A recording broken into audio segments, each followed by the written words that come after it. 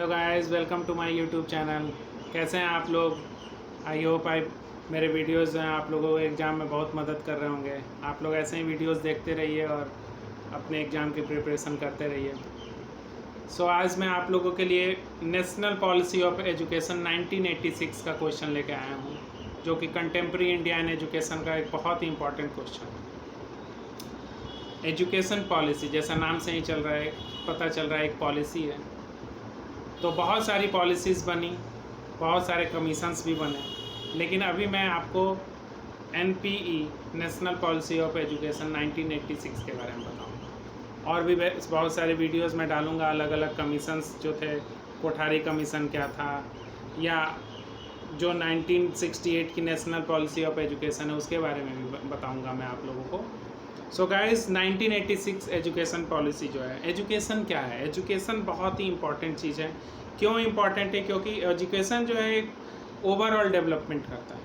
Overall development का मतलब क्या हुआ कि फिजिकल, मेंटल, इंटेलेक्चुअल, सोशल, हर तरह का डेवलपमेंट करता है। गवर्नमेंट टाइम टू टाइम एक कमीशन और एक कमेटी बना के ये इन चीज़ों का रिव्यू कराती रही कि आप देखिए कि समाज में जो एजुकेशन का लेवल है वो कहाँ तक पहुँचा, और वो एजुकेशन उन चाइल्ड जो बच्चों तक पहुंच रहा है उनके डेवलपमेंट और उनके ग्रोथ में कहाँ तक यूजफुल है। तो इस सिलसिले में बहुत सारे कमीशन बने, जैसे 1948-49 में यूनिवर्सिटी का कमीशन बना। फिर 1952-53 में एजुकेशन कमीशन बना, जिसको सेकेंडरी एजुकेशन कमीशन बोलते हैं।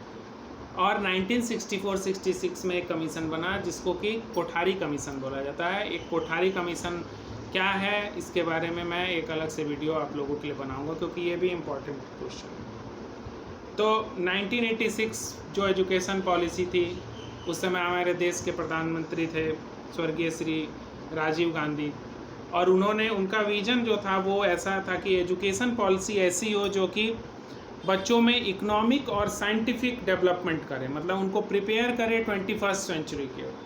मतलब हम डेवलपिंग कंट्री से डेवलप कंट्री कैसे बने, ये एजुकेशन के थ्रू हो। एजुकेशन एक बहुत बड़ा वेपन है, टूल है, जो कि समाज में एक ओवरऑल डेवलपमेंट, एक बहुत ही अच्छा विकास के लिए, एक अच्छी बच्चों के ग्रोथ के लिए अच्छा एजुकेशन होना बहुत ज़रूरी है। तो ये आपके एजुकेशन जो देने का तरीका है, उसके लिए एक पॉलिसी बनाई गई, उसके लिए जो कमेटी बनी, उन्होंने एक रिपोर्ट दी, और ये 1986 में तैयार हो गई।